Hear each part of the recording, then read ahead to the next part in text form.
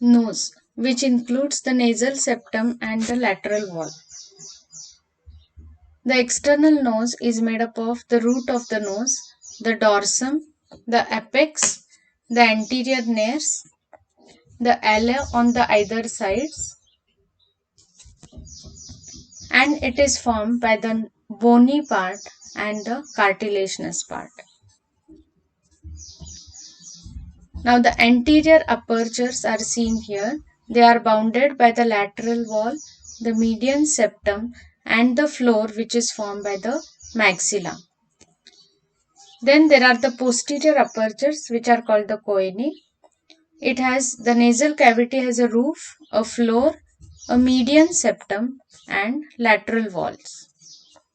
So these are anterior apertures. These are the bones forming the external part of the nose. These are the nasal bones. This is the frontal process of the maxilla. And the floor is formed by the frontal, the notches of the maxilla below. This is the floor, which is formed by the hard palate, the palatine processes of the maxillae, and the horizontal plates of the palatine bones. These are the posterior apertures called the choanae. Now coming to the nasal septum. This is a long answer question which can be written under the following headings. The introduction, the formation which includes the bony and cartilaginous parts, the blood supply, nerve supply, lymphatic drainage, and some applied anatomy. The nasal septum, it is a midline septum dividing the nasal cavity into two halves. Usually it is deviated to one side, therefore it is not exactly in the midline. It is formed by bony and cartilaginous parts. The bony contributions are principal bones and accessory bones. The principal bones are the perpendicular plate of the ethmoid.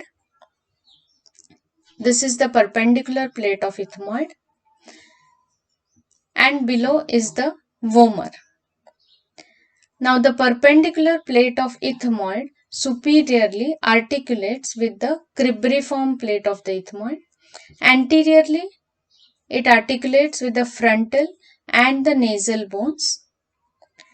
Posterior-superiorly, it articulates with the vomer, and posteriorly, it articulates with the sphenoid bone. The vomer articulates anteriorly with the perpendicular plate of ethmoid and the septal cartilage. Inferiorly, it articulates with the palate. The posterior border is free and forms the posterior aperture, and the superior part articulates with the sphenoid bone. The accessory bones forming the nasal septum are the spine of the frontal, the nasal, the sphenoid, the palatine bones coming from below, and the palatine process of the maxilla. The cartilaginous part is formed by the septal cartilages and the septal process of the lower nasal cartilage. Now this lower nasal cartilage is present in the lateral wall, but which forms a part of, gives the septal process to contribute to the cartilage of the septum. So this is in all. The primary bones are the perpendicular plate of ethmoid and the vomer. The accessory bones are the frontal, nasal, sphenoid, and the palatine and the maxilla. The cartilages are the septal cartilage and the septal process of the lower nasal cartilage.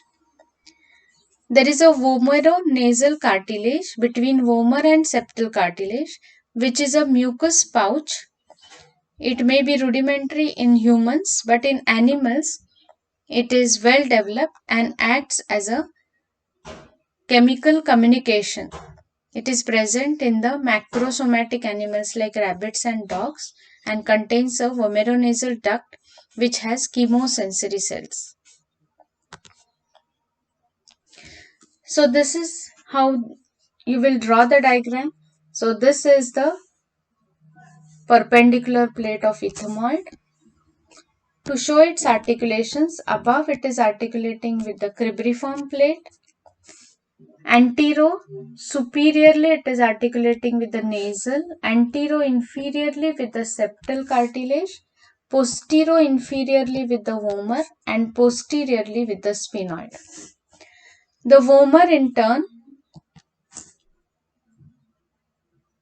antero-superiorly it is articulating with the ethmoid, antero-inferiorly with the septal cartilage, inferiorly with the palate, which is contributed by the maxilla and the palatine bones. Posterior border is free. This is vomer. Coming to the blood supply of the nasal septum, the arterial supply. Now, to describe this, the nasal septum is divided into 4 quadrants by 2 vertical lines, one vertical and one horizontal line. So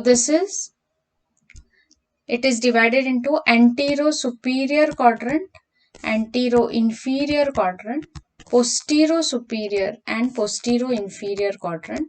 The blood supply of antero-superior quadrant is by anterior ethmoidal and posterior ethmoidal arteries. The antero-inferior quadrant is supplied by the superior labial branches of the facial artery. The posterior-superior quadrant is supplied by the sphenopalatine artery, which is a branch of maxillary artery, and the posterior-inferior quadrant is supplied by the greater palatine arteries.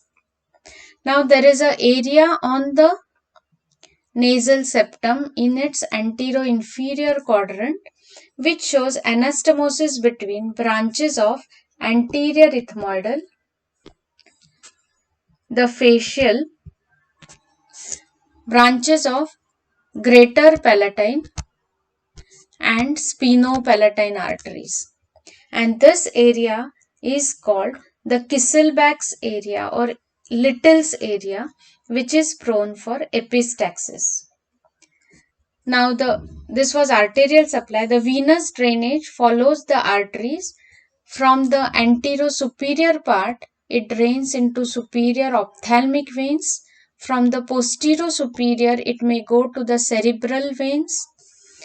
From the antero-inferior quadrant, it goes to the facial and then to the internal jugular veins.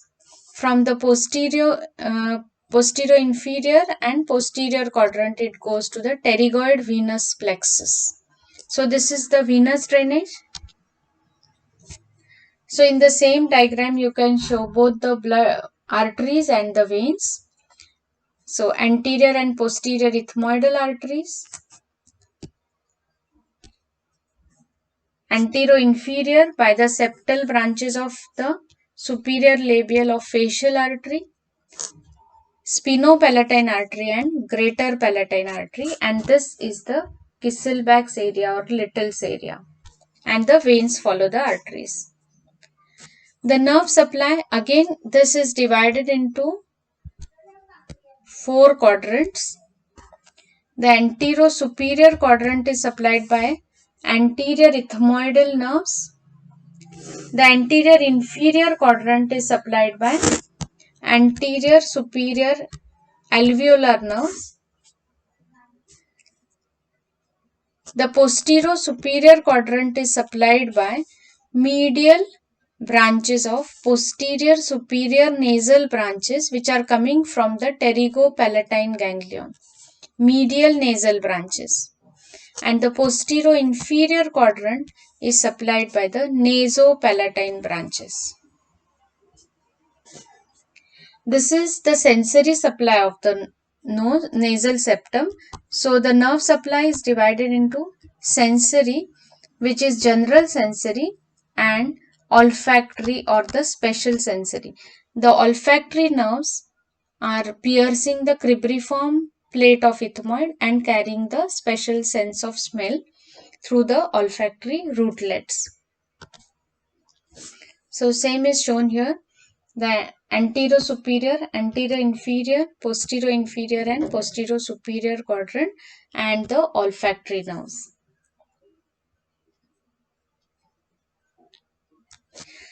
The peculiarity of olfactory neurons is they can be replaced. So neurons elsewhere, they do not have regenerative property, but these olfactory receptor neurons can be replaced throughout life because there are stem cells which are situated near the base of the epithelium which undergo mitotic divisions. Now the lymphatic drainage from anterior part goes to submandibular lymph nodes, intermediate and posterior part to the retropharyngeal lymph nodes. And few lymphatics also may go to the CSF along the olfactory nerves, which is of clinical importance. Coming to the applied anatomy, the examination of nose is done by rhinoscopy, which can be anterior rhinoscopy, where a nasal speculum is introduced through the anterior nares or nostrils, and we can see the conchae, the myiatis, and the nasal septum. A posterior rhinoscopy is when a mirror is introduced into the pharynx and a posterior aspect of the nose can be visualized. For the nasal septum, the deviated nasal septum is the most important applied anatomy. It is common in males. It may be congenital or it may be due to some trauma to the nose. This leads to mechanical obstruction. There may be difficulty in breathing, sinusitis, which can be recurrent attacks of sinusitis, headache, and snoring. Treatment of DNS is a submucous resection, that is, a surgery is done to remove this deviated portion of the septum, and a septoplasty is done, that is, the septum is brought to the midline. Epistaxis is when there is bleeding through the little's area or the Kisselbach's area where there is anastomosis between the arteries. Sometimes there is a sudden hemorrhage through the nose, which is also a safety mechanism in hypertensives, so that excessive intracranial tension is reduced by the bleeding through the nose in patients who have high blood pressure. So these are few pictures showing a deviated nasal septum, how it looks. This is a CT scan view where the septum can be seen to be deviated, and this is a MRI picture showing the same.